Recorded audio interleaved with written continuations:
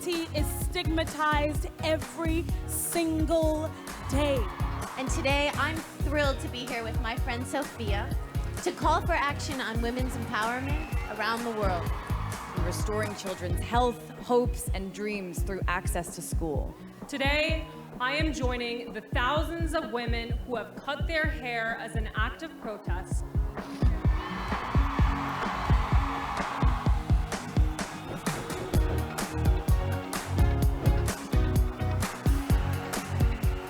Take action now.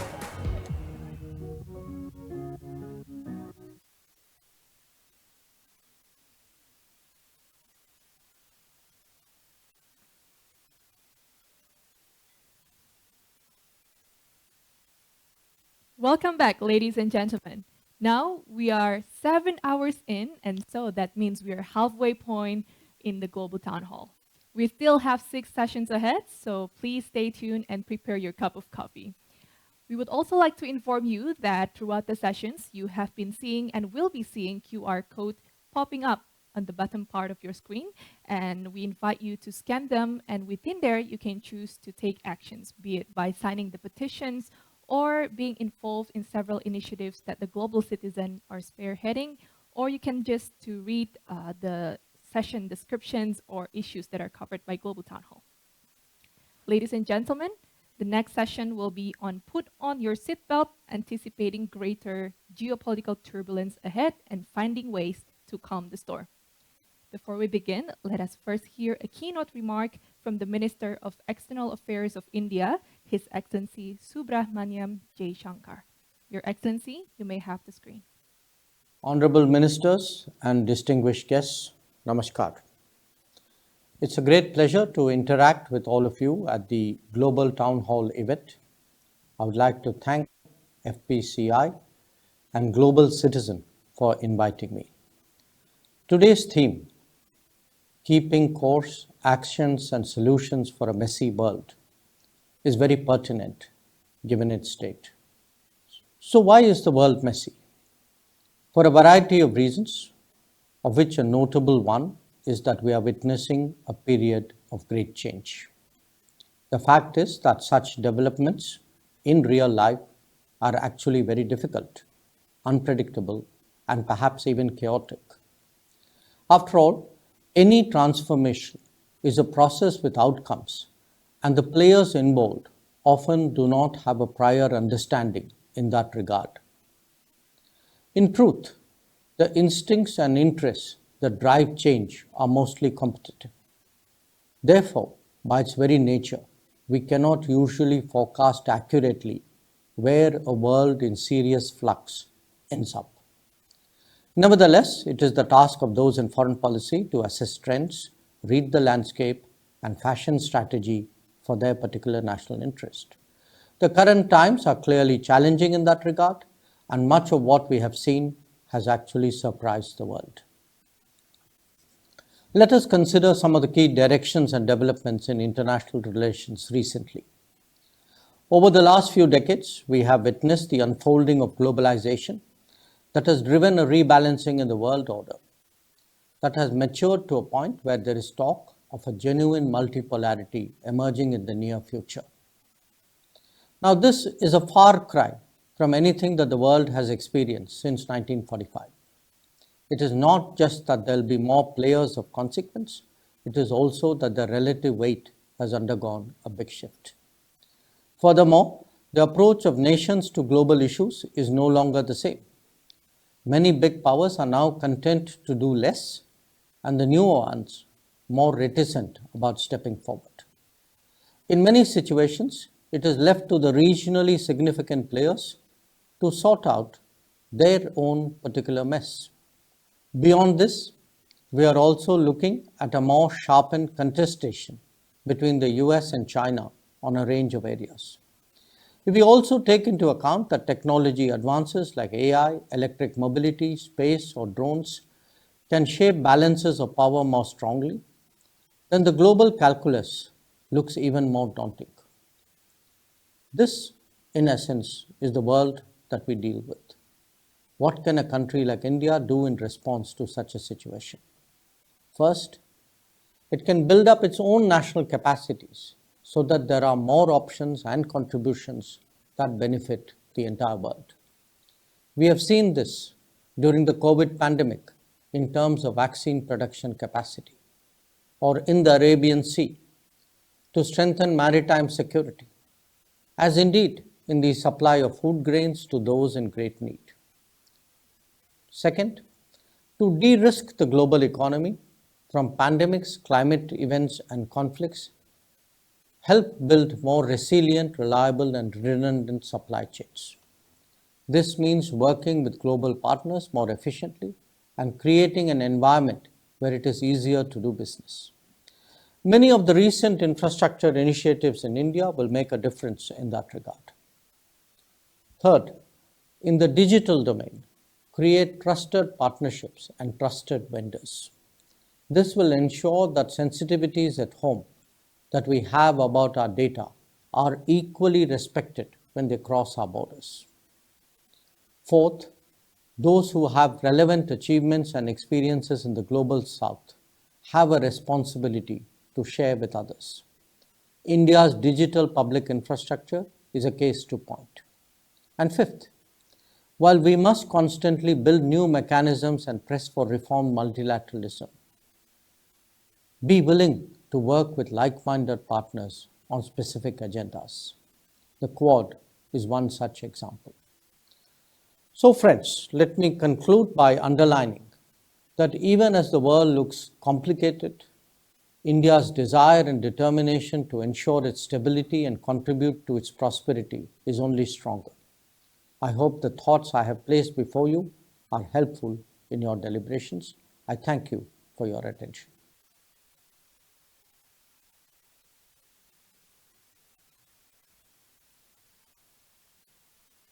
Thank you, Your Excellency. Now let us begin the next session. Put on your seatbelt, anticipating a greater geopolitical turbulence ahead and finding ways to calm the storm. For that, we invite the session moderator, Professor Gordon Flake, the founding CEO of Perth US Asia Center. Professor Flake, the floor is yours.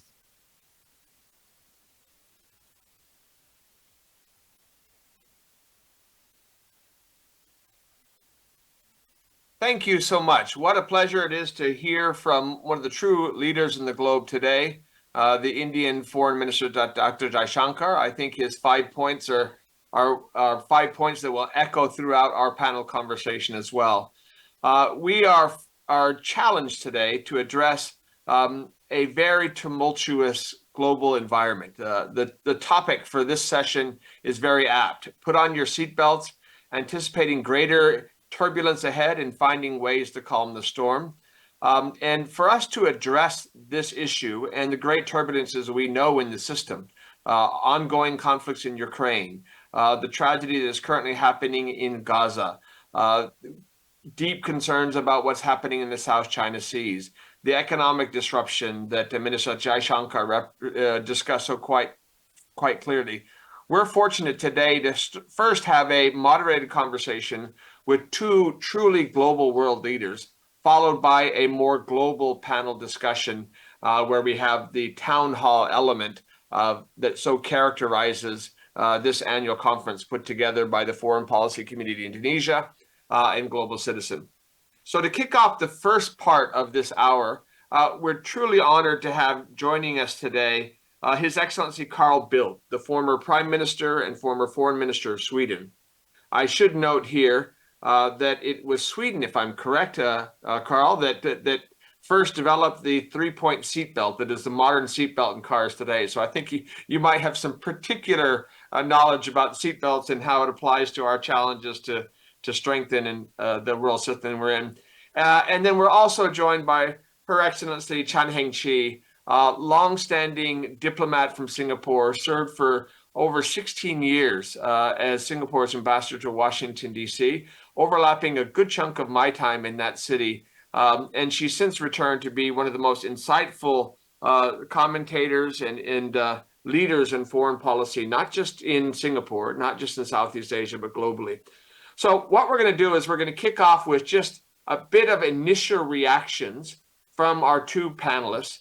We're going to start with you, Carl, if you don't mind. If I could just get you to attempt to summarize in 5 minutes your reaction to some of the comments by Dr. Jaishankar, but more importantly, how you see the global environment right now, the areas of turbulence that you're most focused upon as we're going forward. You're going to have to, all of us, we're going to have to unmute yourselves manually as you kick off. So go ahead.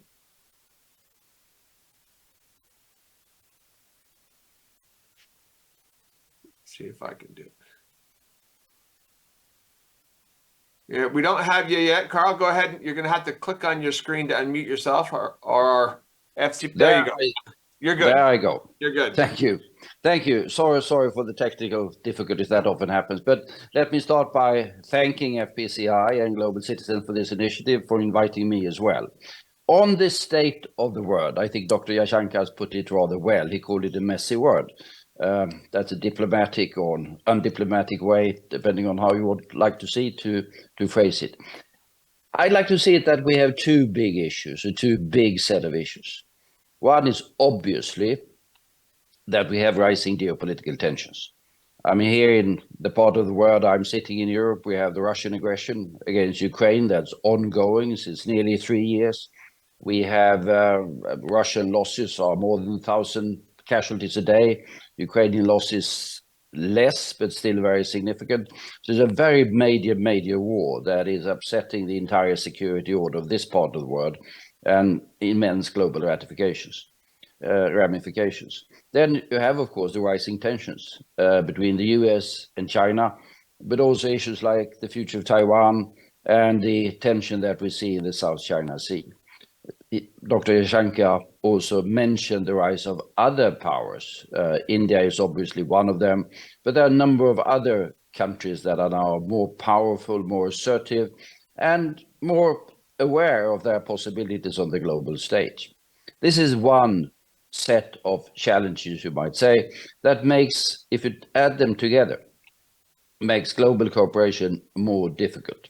We've seen the UN Security Council being paralyzed on the one issue after the other.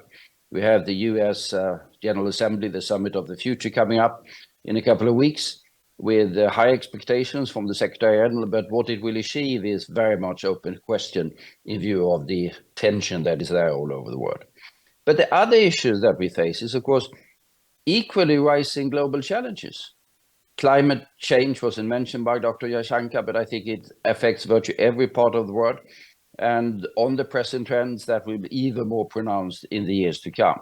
It's a question really of changing the entire energy order that has been driving the global economy during the entire industrial age during the last 200 years. And that needs to be done in roughly a quarter of a century, with enormous ramifications for nearly every part of our economy and society. And that requires a degree of global cooperation that we've rarely seen before.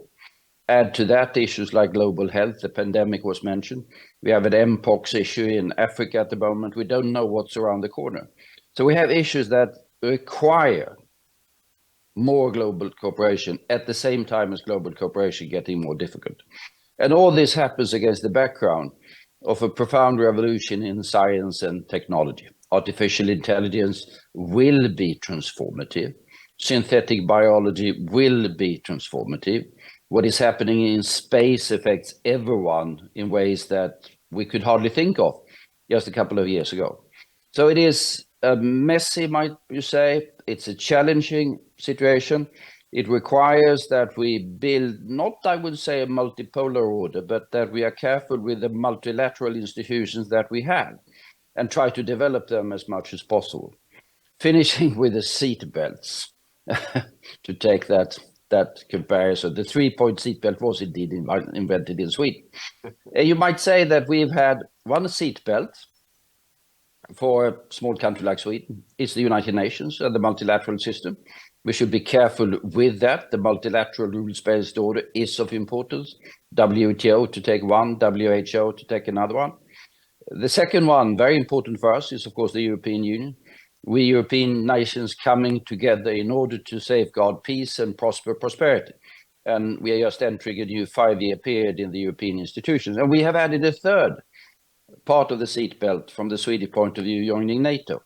And that was us and Finland a necessity in view of the fact that Russia is nearby, has entered into a course of aggressive military action against neighboring European countries in a way that makes it necessary for us to go into much closer military cooperation with the Western allies. So seatbelts, the United Nations, the European Union, and NATO, we need to strengthen them all in order to handle a very challenging situation. Well, thank you. Some real echoes between the final point that Dr. Jaishankar made about the need to strengthen the multilateral institutions upon which we all rely, and the specific experience of Sweden. Heng Chi, Singapore is on the other side of the planet from Sweden, but the issues that both Dr. Jaishankar laid out and that Carl has laid out also are of keen importance in our region, in this corner of the Indo-Pacific, in Singapore in particular. I'd welcome your reaction to the broader theme. Thank you, Gordon. Actually, I am, in agreement with much of what Dr. Jaishankar has said, and also I thank Carl for really expanding the discussion to include many transnational issues, about and elaborating on the multilateral system, but bringing in climate change. Let me say that I think Dr. Jaishankar was more foreign ministerial about presenting the world. He called it a messy world. I would say, frankly, it is a dangerous world, and it's become more dangerous since World War II. I think I've not seen it so dangerous with escalating conflicts. And I will mention His Holiness Pope Francis, as Pope Francis has just visited Indonesia and went to Papua East Timor and will come to Singapore. In January this year, in his state address, His Holiness said the escalating conflicts, he would describe the current state of affairs as a third world war fought piecemeal. Now, that's really quite striking, and we've heard now Ferguson talk about World War II, is it a Cold War again? Cold War II, and long wars, and so looking at what's happening in the Ukraine war, and now the Hamas-Israel-Gaza conflict war, which is expanding and looking like it's going to expand. And as you say, we've got the other conflicts in our region. Is gray zone, but is hotting up in the South China Sea and across the Taiwan Strait. And undergirding this is the intense US-China rivalry or competition. As Jaishankar indeed mentioned, what you have is really, in this changing world, competition between an established power and a rising power. So I do see several things. One, there is this dangerous time, and there is a fragmenting multipolar order. There is a multipolar order which is emerging, and different powers are seeking a place, a seat at the table. Middle powers are also seeking a place at the table. Hence, you have BRICS. You have countries like China, Brazil, South Africa, India, Russia, Saudi Arabia now, UAE, Egypt, all wanting to join BRICS because they want to have their voices heard. So I think this is happening. We shouldn't deny that there is a multipolar order that is emerging, and countries are in fact sensing an agency. They want to say their thing. They want to express their views. And so I think the world is trying to adjust to it because we're used to a certain set of values being articulated, established in the earlier, I call it the liberal world order. That is being challenged. But there are these geopolitical conflicts that are going on. So what do we do? I will emphasize, as Carl has done, the importance of multilateralism, of the UN, especially for smaller countries. Singapore is one of them. We see great value in it and the system. has to be kept and has to be built. But I also agree with Minister Jaishankar that minilaterals are now action movers. They are, they move things. As smaller groupings, you can get things done, and you can come together to solve a problem, particularly in an area. For instance, in our region, Gordon, you would say that ASEAN is there, but now there are new minilaterals that are being formed for strategic deterrence. Countries are taking issues in their own hands. They want to protect themselves. There's the US-China conflict, which is very major, but how will it pan out? I think in San Francisco, when President Biden met President Xi, there was an attempt to stabilize the relationship. And both the Chinese and the Americans say things have been stabilized somewhat. But I think it's very fragile, and a lot depends on what happens on November 5th. And that's going to be a very crucial election. It will impact not just US-China relations, but it will, I think, impact on what's going to happen in Ukraine and possibly even the Middle East.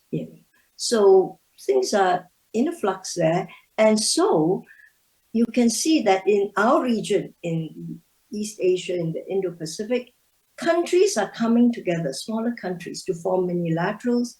They are stepping up or renewing their alliances, forming, old treaty partners are stepping up to deepen the alliance, to form their own, to come together to deter what they see are rising challenges. And that may be in preparation for perhaps,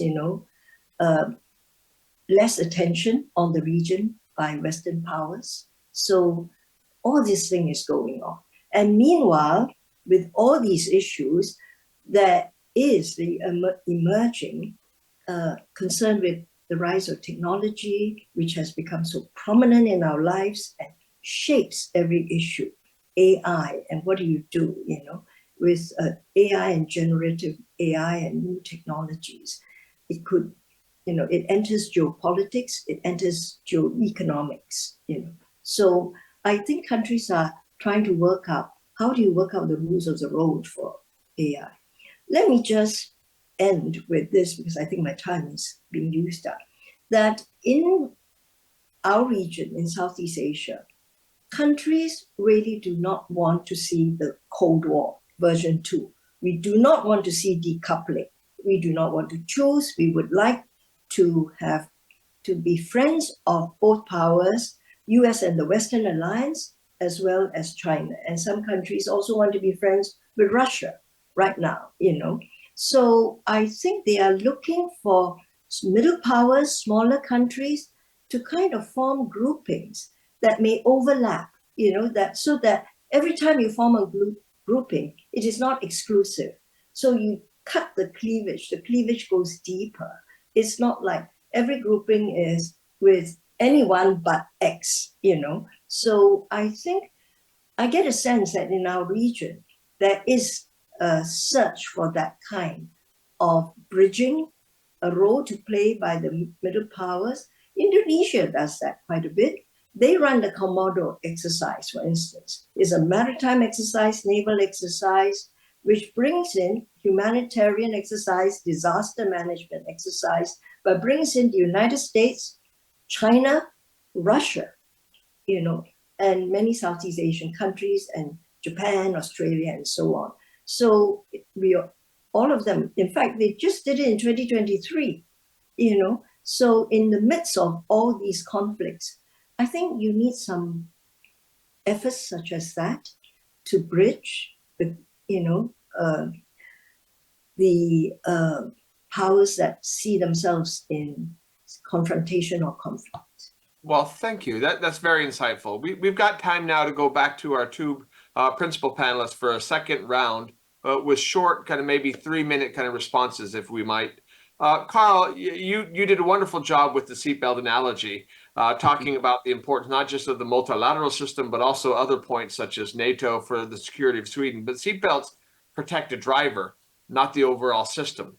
I wonder if I might get you to turn your thoughts just very briefly to what do we need to do to strengthen the overall system, multilateralism, the rules-based order, to put it in the framing of this panel.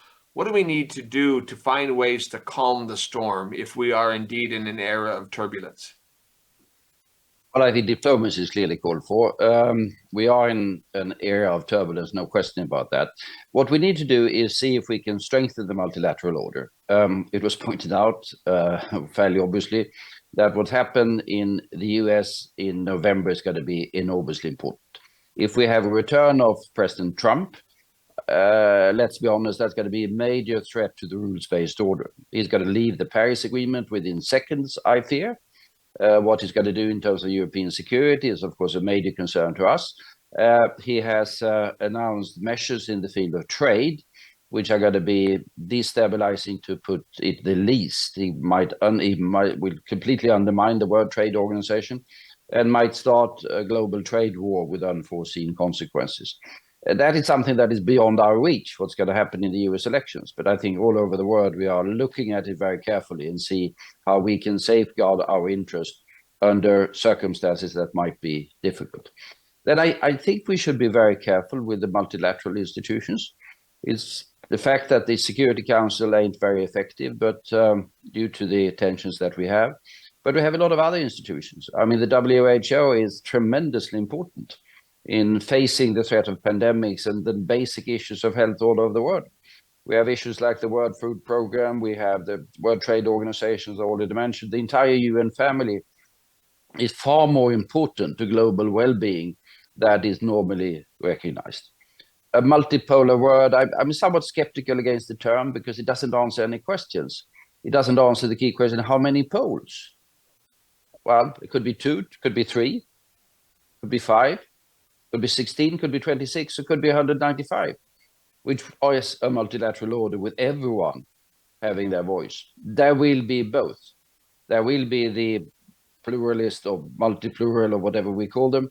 European Union is, of course, an example of that, where we have 27 countries. We are about to enlarge with new countries, including Ukraine at some point in time.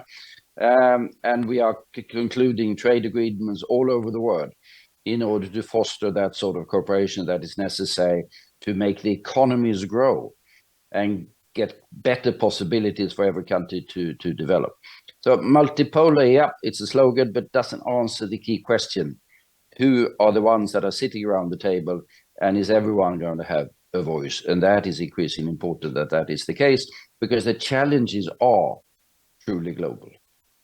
No, thank you. In both your initial remarks and in your comments just now, you've made it very clear that whether it is energy transition or climate change or global health or the full spectrum of these issues, it's not just the UN Security Council or even the UN General Assembly, but it is that broader multilateral UN family, World Health Organization, etc., that has to be working together, and that we collectively, regardless of what pole or what country we're in, have an interest in strengthening. Heng-Chi, I'm sure that many of your former colleagues in Washington, D.C. would love to get your insights on the U.S. elections. We benefited from them back in 2020. But I think you rightly put your finger on it, and Carl just mentioned it as well. An awful lot depends on what happens in Washington. And part of the questions I would have is, if there is so much uncertainty at one point in there, what should the countries that are gathered together, at least on this panel, be doing to adjust to that potential instability in the global system? I think if you look around what has been happening, countries have already been adjusting because they saw what was going to be the options for in the US presidential elections. And you are seeing a lot of hedging that is going on in our region, quiet hedging. And sometimes it's hedging in a very different way. I just mentioned that you see a lot of minilaterals, to deal with strategic deterrence, to strengthen defense. For instance, I think countries are wondering if the US would be as participatory. If it is President Trump, what will he do? So you get Japan, Australia, Korea stepping up and trying to strengthen their alliances. They are doing exercises together. I think that's one way of strengthening and preparing for a Trump administration, if it turns out to be a Trump administration. I think countries are, that's why you are also finding countries are beginning to say, we will deal with whoever we deal with. Malaysia just went to visit Putin, India went to visit Putin, Vietnam received Putin, and countries are choosing to deal with everyone where they can. So I think this is how the world is reacting, yeah. Thank you so much. Now, look, we are very fortunate to have some broad framing remarks by Dr. Jaishankar, by former Prime Minister Carl Bildt, by Ambassador China Heng-Chi. We are now going to transition into the global town hall portion of this panel. We've only got about 36 minutes left. The hour goes by very quickly, but we have 6 amazing panelists from all points of the globe. I'm going to ask you all to give some initial reactions, very brief, just about 3 minutes. So if you can give short 3-minute reactions to what you've already heard, or perspectives that we need to bring in from your respective countries or perspectives, then we will then have time at the end of it to bring back our 2 panelists in and have a broader conversation. Our first global town hall kind of participant is going to be Dr. Mehmood Ul Hassan Khan, the Executive Director of the Center for South Asia and International Studies. We're delighted to have you with us. I'll turn it over to you for your short 3-minute reaction, if you would. Yeah, thank you very much inviting me and selecting me to express my submission on this prestigious platform. Good thing is that whatever expressed by the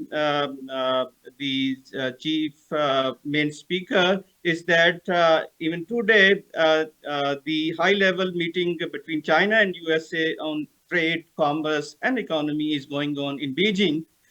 Which will have a very positive impact in the days to come in terms of reducing tariff on EVs, technological tariff, sanctions, bans, and all the things. And also a good thing is that both countries have already started their high-level negotiation on climate change, artificial intelligence, and even military cooperation between the 2 countries. The good thing and the right way to move forward in case of that it is written on the wall that Mr. Trump may be the next president of USA in the days to come. So that's why Biden administration and the Chinese policymaker, I mean to say Xi Jinping, the others officials are trying their level best to create some kind of better understanding in terms of creating some kind of consensus, political accommodation, economic consensus, so that the imminent presidency of Trump's may not erode what they have already achieved. Some kind of broader understanding, some kind of political consensus on different issues. So that's why I suggest that there should be some kind of reassessment or addressed on terms of solar panel, renewables, climate change, EVs, and others things, so that there should be and must be some kind of common ground to move forwards. There are a lot of faulty lines which have already appeared in case of South Asia Pacific, in terms of South Sea, China, in terms of ongoing Russia and Ukraine conflicts, in terms of ongoing massacre, in terms of Gaza, and many other things, and even the ongoing competition between China and USA have already, I mean to say, polluted or disturbed even the Black Sea, even the Red Sea, even the Caspian Sea. So, and the most important or prime example is what is going on in global China South Sea. Even today, there is a very hot issue regarding the Sabina shoal, in the Southeast Asia, South China Sea, between China, Beijing, and Manila.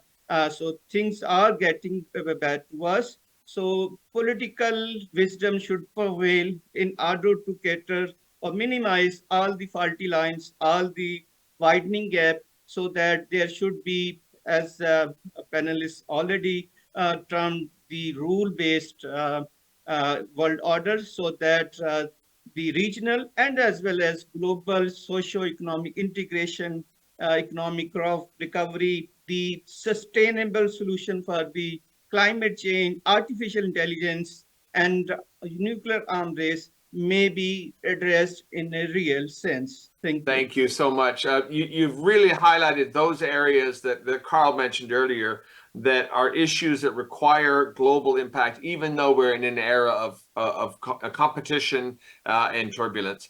So from Pakistan, now we're moving down to the Southern Hemisphere.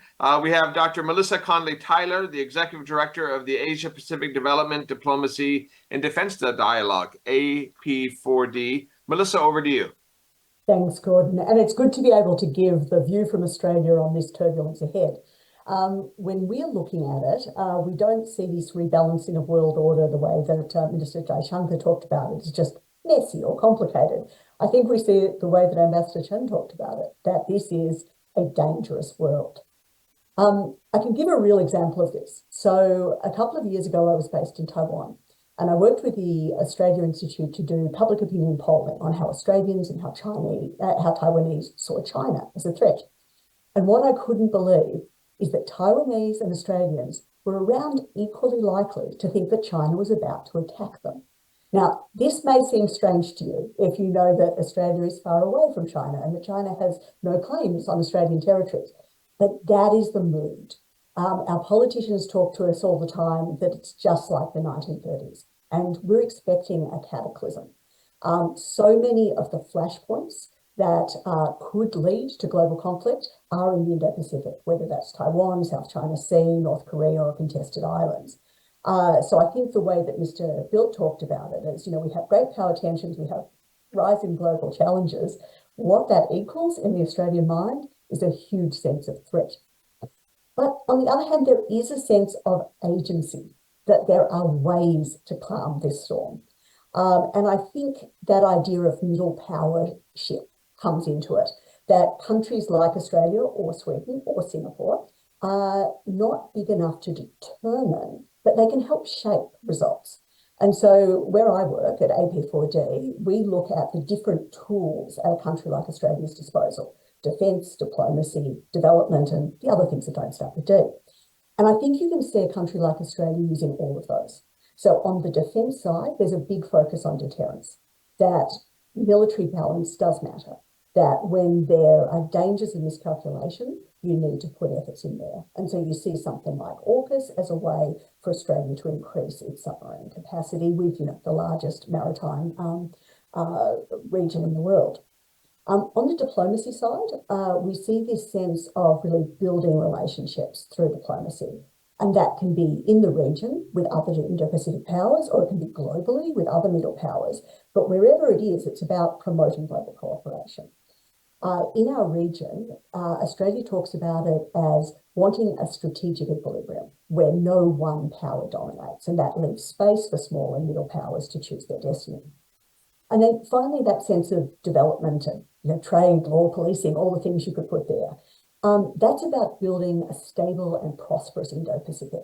And I think you should expect to see this sort of entrepreneurship, foreign policy being done in a range of new ways with a range of both existing institutions, but also new multilaterals, because that may be messy, but that's the reasonable response to a dangerous world.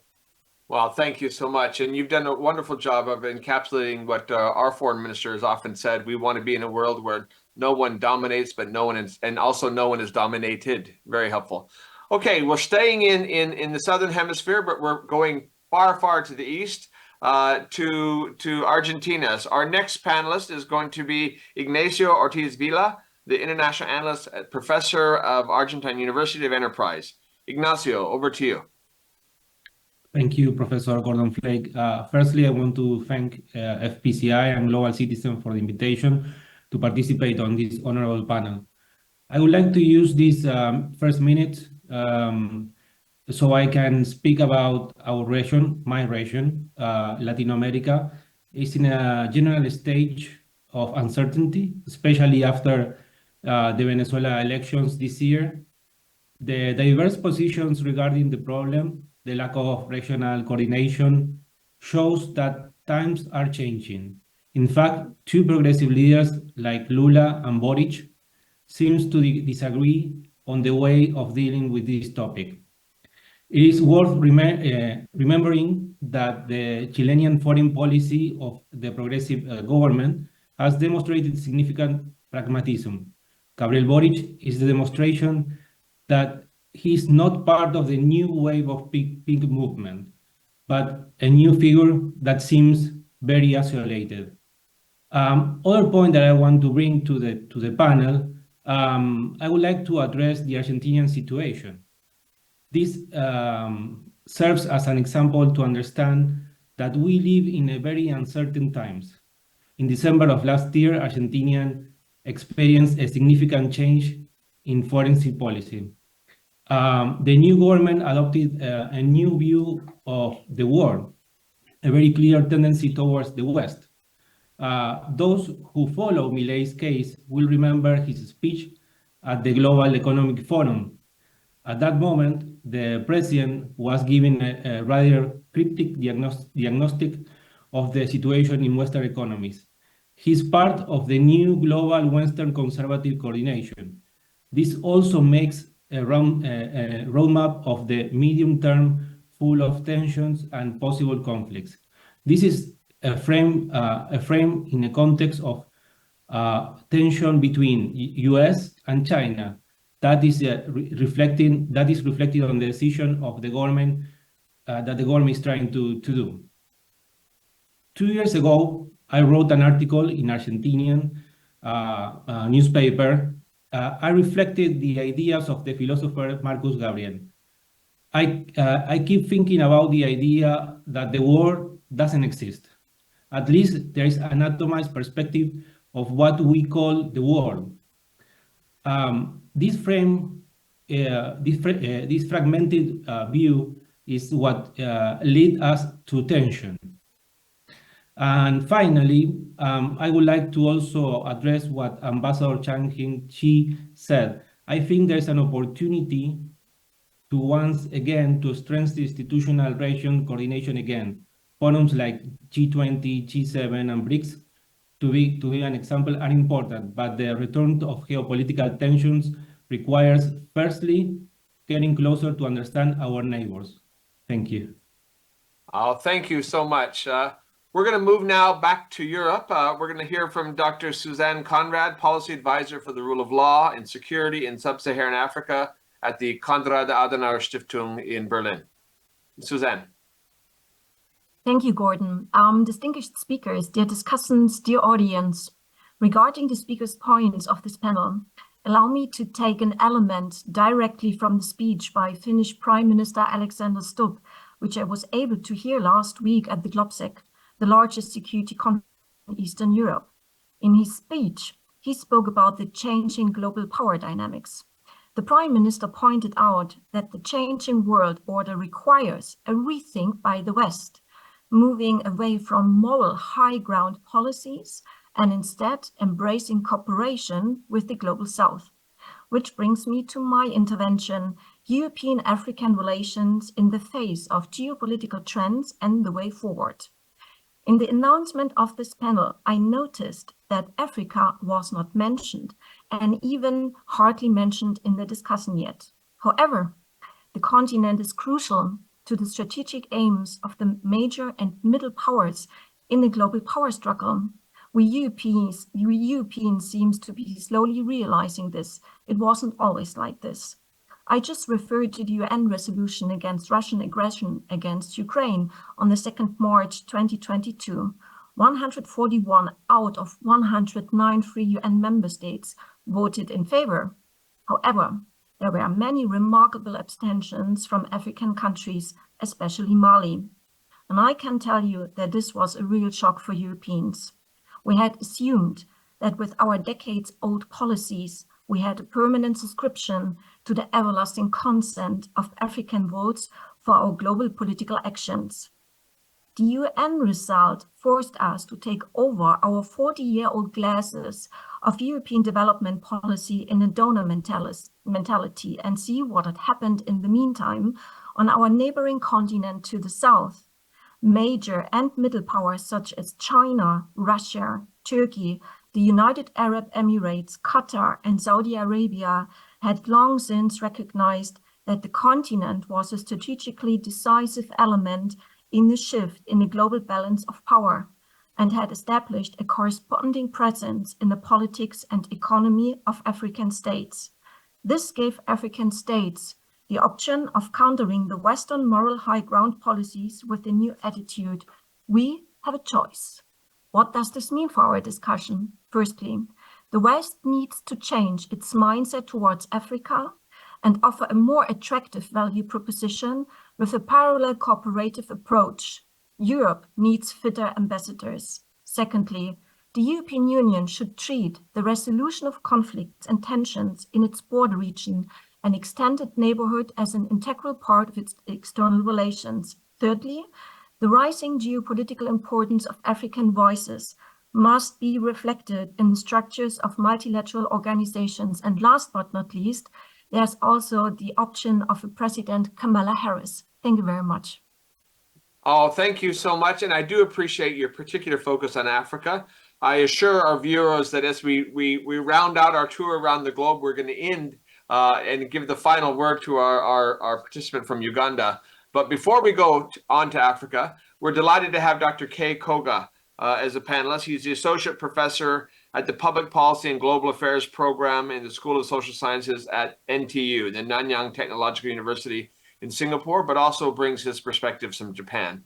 Kei, over to you. Oh, thank you, Gordon. So I would like to make the two quick points regarding the current Asian regional security architecture, including the future of the ASEAN.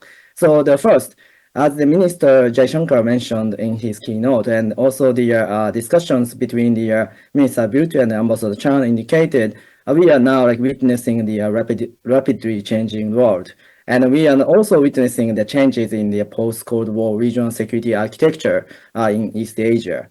More specifically, it is no longer sufficient to manage the emerging issues with the current existing regional security architecture, which is consisting of the US bilateral network system called the hub and spoke system and the ASEAN-led institutional frameworks. So they are relatively stable under the unipolar world they were, but they are now they are actually facing the many challenges. Given the intensification of the strategic competition between the United States and China, and then also the emerging other conflicts in the world, Middle East, and also the Eastern Europe, the strategic environment has obviously changed, and then we are no longer living in a stable US unipolar world. And then to prevent this abrupt strategic shift in the future, it is necessary to supplement or develop the existing architecture. And this explains the rise of the emerging minilateral and multilateral frameworks, including AUKUS, various trilateral and quadrilateral frameworks, and then also the Indo-Pacific economic frameworks, IPEF in the Pacific.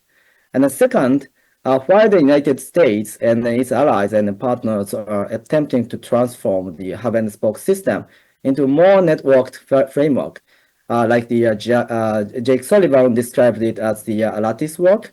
ASEAN, on the other hand, and its framework are struggling with the institutional transformation. ASEAN has established several institutions, such as the ASEAN +3 East Asia Summit, ASEAN Defense Ministers Meeting Plus, to engage external actors. And these can still serve as the important venue for confidence building among regional states, but at the same time, ASEAN's diplomatic centrality, once regarded as a cornerstone of the regional multilateralism, has been in decline due to the emerging other multilateral framework. So there are several reasons for this decline, including the ASEAN's internal disunity and also the other conflicts in the Myanmar, and then the diverging the opinions in the South China Sea. But the ASEAN, I think the ASEAN can still play a vital role by strengthening the its institutional linkage with the emerging and external existing frameworks, such as the Quad and then the Pacific Island Forum, etc., etc. And since these frameworks have overlapping functionalities, they can coordinate on the policies related to the environmental protection, global health, infrastructure development, and also the as Ambassador Chang mentioned, this could actually create the space for non-great powers and provide the regional public goods in the Pacific region. So I'll stop here. Thank you. Thank you so much, Kay. And again, Suzanne has given a wonderful segue to you. Our final panelist and the final perspective is from Uganda, Ogi Carlos, who's the founder of Inside Diplomacy, head of youth affairs at the Uganda Council on Foreign Relations. Ogi? Thank you, Excellencies, ladies and gentlemen. Achieving modernization, determining civilization, and discussing the future of the world is no longer possible without Africa because it's not a preserve of the few anymore. For this, neither can the discussion around this topic happen without recognizing the valuable position of Africa in shaping geopolitical narratives ahead. Africa is no longer a decision taker per se, but a decision maker. And it has been put in this unfamiliar territory by the various competitions and interests of powerful countries in the continent. When we talk about seatbelts, for example, we as Africans, we recognize that we should neither look east nor west, but we should look at interest. Benchmarking on 2023 alone, China has continued to deploy usage of her ambitious BRI project in Africa to foster development. China also utilizes the FOCAC platform to collaborate with Africa in creating the ambitious shared future for mankind. By 2023 alone, China President Xi visited Africa, in South Africa in particular, to attend BRICS, where he met over 20 African heads of states and governments, and also invited over 11 of them to Beijing. China recognizes the importance of Africa in supporting the Taiwan question. What about the United States, for example? The US are still learning that lectures and sanctions are no longer working in a world of options. They have actually realized that Africa could be the weakest link in America's hegemony. So prompting President Joe Biden to develop a pivot to Africa strategy by launching projects including energy and mineral development, digital economy, and cyber, among others. This is all a facelifting mechanism, but also prior to that, America has launched the Lobido Corridor, which is an alternative to the BRI project in Africa. What about Russia? 4 key visits have been made by Lavrov in 2023, and Russia-Africa summit still continues, while Russia continues to paint certain alternatives to Africa in military security, food, and energy options. But for the case of France, there are setbacks everywhere in the continent. France, as pro-French regimes have collapsed, anti-France military and government policies have so much gained popularity among citizens, and French troops were kicked out of the continent in the wake of the 2021 coup in Mali, 2022 coup in Burkina Faso, and 2023 in Niger. So all these portray the different perspectives. However, there is evidence that Africa is now seated at the decision-making table. For example, in May 2023, 7 African excellencies traveled to Kiev and Moscow to negotiate the peaceful direction of Russia-Ukraine crisis. You also look at 29th of December, 2023, South Africa presented claims before ICJ regarding the conduct of Israel in Gaza Strip. The African Union has been admitted to the G20 summit. That is a platform for dialogue. And lastly, Egypt and Ethiopia have joined BRICS, adding on South Africa. These are, and among others, are very different illustrations to show that Africa has now advantage to sit and negotiate on the global platform. To conclude, I think African problems like unemployment, weak institutions, and lack of patriotic leadership still holds the continent's development ahead. But Africa now has everything in its own hand, and the enemy of Africa now can only be Africa. I think this is my perspective. Thank you, Ogik. I very much appreciate your framing of this as a world of options and your warning that lectures and sanctions no longer work in a world of options. We only got just about 12 minutes to kind of wrap this up and have a little bit more of a conversation. I want to go back first to our initial two panelists. So I'll give you a warning just to some of your reactions to what you heard from around the globe. I would note that one thing that should be clear after these wonderful panelist interjections is that every region of the world is impacted by the turbulence that you so well described. And secondly, from what I hear, no one wants a weakened multilateral system. Everybody recognizes the need to work together in that regard. And so having heard from these different countries, let's go in the reverse order. Heng Chi, if we can start with you. Just very briefly, is there anything that stood out to you that you want to highlight or react to among the six wonderful presentations we've heard? Well, I'd like to just make 3 points. One, from what I've heard, is very clear a multipolar order is emerging. Maybe not equal poles, asymmetrical multipolarity, but from what I hear, certainly I think Global South believes in multipolarity and sees it. Secondly, Global South wants to be heard, is very important, and wants to shape some of the choices made in the world, policies made in the world. And I think Global North, if they choose not to listen, will find that suddenly, people switch to another side, enter another orbit, and then, you have to ask why. Third point I want to make is that the importance that many of those who have spoken believe in agency of all the countries themselves. As our last speaker said, the future of Africa is really in African hands, and, we make our own futures. I think that sense of agency and the need to do diplomacy, the need to act is there. So that's what I've got out of it. Oh, thank and I you. agree with them. No, and I think is telling that in Dr. Jaishankar's remark, his very first point was the requirement for all countries to build up their own capacities in terms of that process. Carl, over to you. Your reactions to those six wonderful interjections. No, a lot of valuable points. I think it was good that Africa came into the picture as well, because obviously from the European point of view, Africa is very, very nearby and very consequential. Just remind you that 5 years ago, when the then new European Commissioner Ursula von der Leyen came into office, Africa was the #1 priority. Her first trip was to Addis, to the African Union. She took the entire European Commission to Addis to initiate a new wave of cooperation. That's been slightly derailed, sorry to say. First, of course, by the Russian invasion, which has made it necessary for Europe to concentrate the resources on trying to save Ukraine from being absorbed and sort of conquered by Russia. And secondly, regrettably also by a wave of military coups that were mentioned. So the Mali, Burkina Faso, Niger, that have been then propped up by Russian paramilitaries in a way that has been fairly obnoxious, to put it very, very mildly. So it's been somewhat complicated, but no question Africa is very much in the European focus.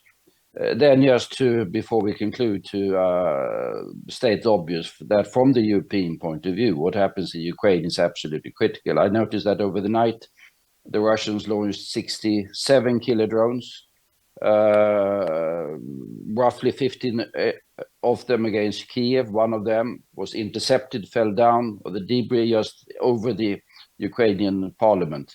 So what happens there is clearly going to be extremely crucial for Europeans and for European security and for the European role in the world. And let me add 2 principles. We talk about multipolarity and multilateralism.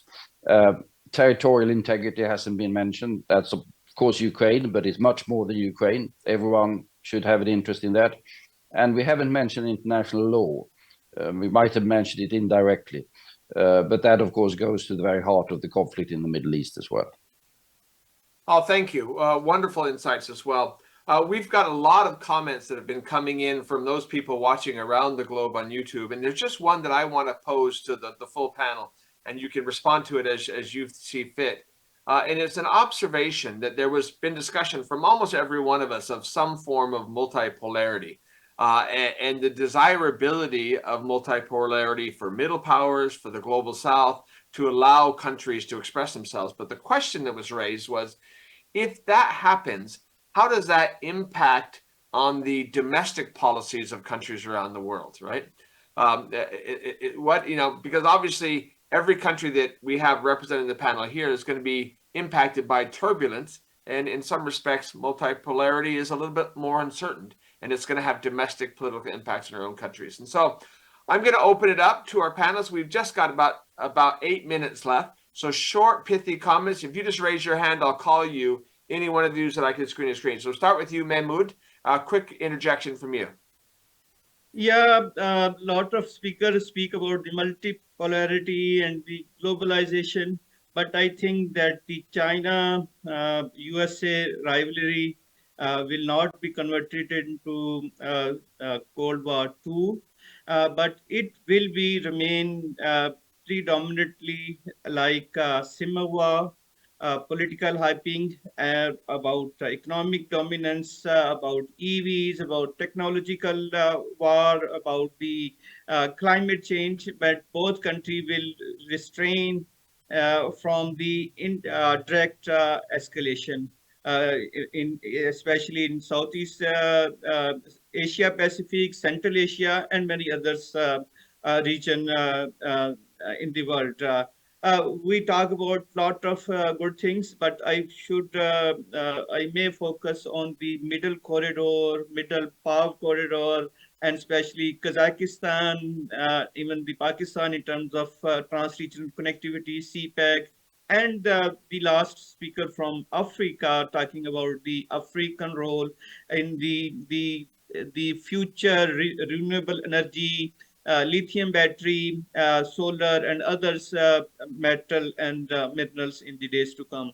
So we should be optimistic that the ongoing rivalry will not be converted and should not be converted in the direct escalation. But I do believe that if Mr. Trump will be the next president of USA, we may have some kind of drastic political implication in Pakistan. Thank you.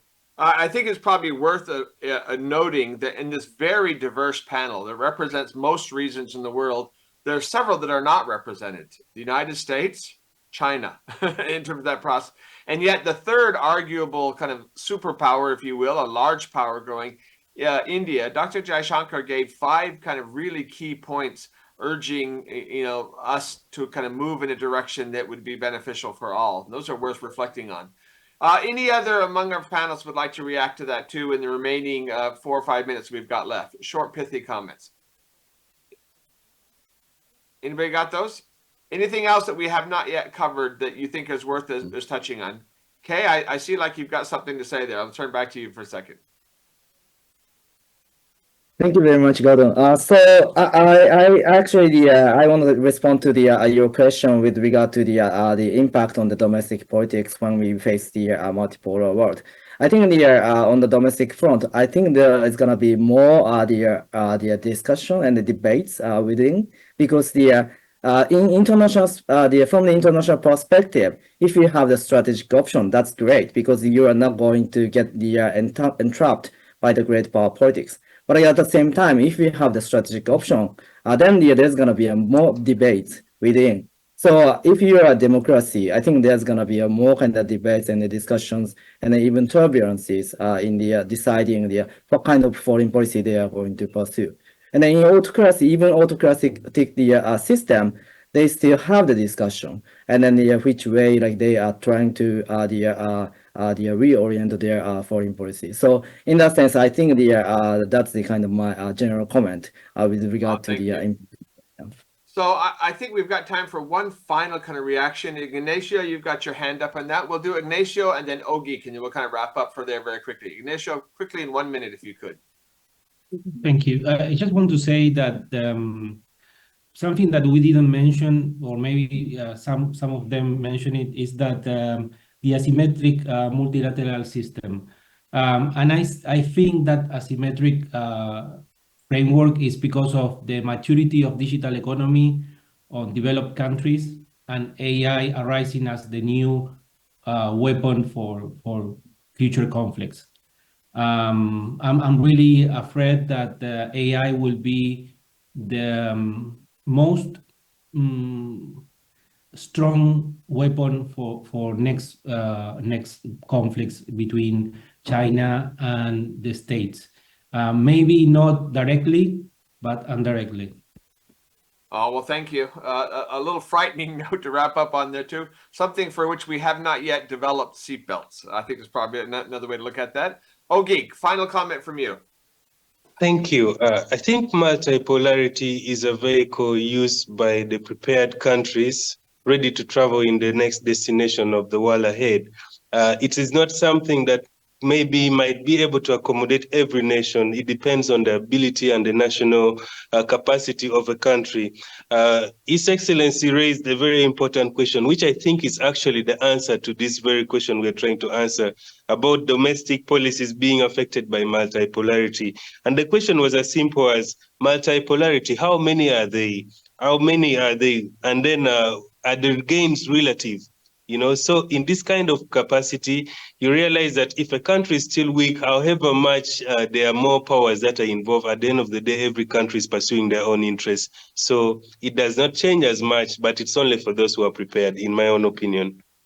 Oh, thank you. This has been such an extraordinarily rich conversation. We could go on for a long period of time. But let me thank, on behalf of all the panelists, the Foreign Policy Community in Indonesia, Global Citizen, and particular thanks to Dr. Jaishankar, His Excellency Carl Bildt, former Prime Minister, former Foreign Minister, and former Ambassador, Her Excellency Chan Heng-chi. They've really framed it with 6 different perspectives around the globe. I think we have really epitomized what the purpose of this global town hall is to share perspectives and learn together. Thank you all for joining us, and I'll turn the program back over to FPCI. Thank you so much. Appreciate it.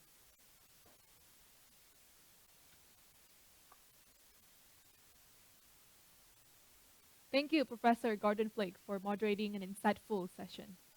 Ladies and gentlemen, thank you for watching the session on Put on Your Seatbelt, Anticipating Greater Geopolitical Turbulence Ahead and Finding Ways to Calm the Storm.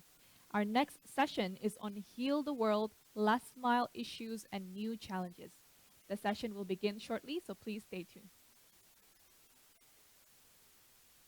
154 million lives have been saved by vaccines over the past 50 years. Vaccines are safe, cost-effective, and save lives. But a lack of financial and healthcare resources, among other factors, can hinder access, which is why the EPI was formed 50 years ago. The program began in 1974 with the goal of ensuring equitable access to life-saving vaccines for all children, regardless of where they live or their socioeconomic status. It began by focusing on access to 6 key vaccines, but has since expanded to even more. Since the program was established, polio cases have been reduced by more than 99%, and every country has developed a national immunization program. These require safe transport and storage, trained health workers, and community outreach, all efforts inspired by the EPI, which have led to a 42% decrease in child mortality globally since 1974. This World Immunization Week, let's keep the progress going. This year is an important year to continue investing in vaccines to ensure every child everywhere is protected from preventable illness. With continued collaboration between and funding for these programs, we can continue to improve the health of people everywhere.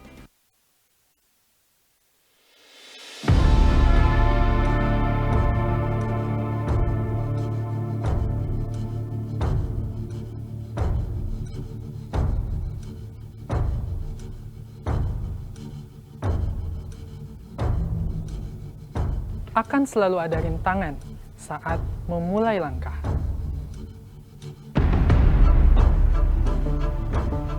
Tapi kami percaya bahwa kesempatan selalu ada bagi kita yang optimis. Iya, optimis mengubah kesulitan menjadi kesempatan. Tahun 2045 bukan sekedar 20 tahun bertambah usia kita, tapi kitalah yang memimpin bangsa Indonesia.